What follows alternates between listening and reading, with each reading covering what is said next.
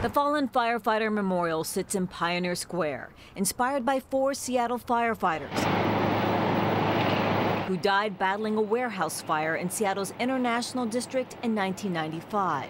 Walter Kilgore, Gregory Shoemaker, James Brown, and Randall Terlicker fell to their deaths in the basement when the floor of the Pang warehouse collapsed.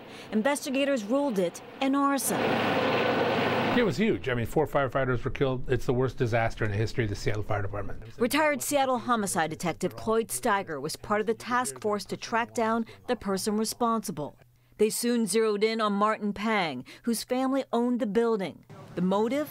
The insurance money. I believe that Martin Pang is a psychopath and a narcissist. He was all about himself and gratification, considered himself a playboy, a player. Pang fled to Brazil, a country that didn't have an extradition treaty with the U.S.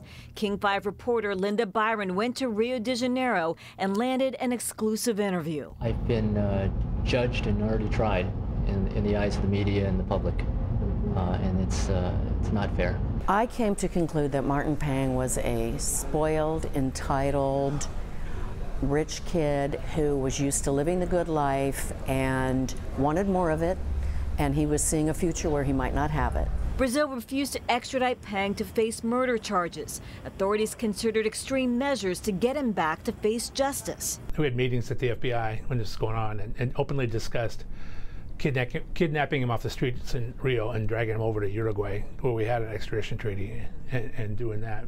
It was openly discussed and seriously considered.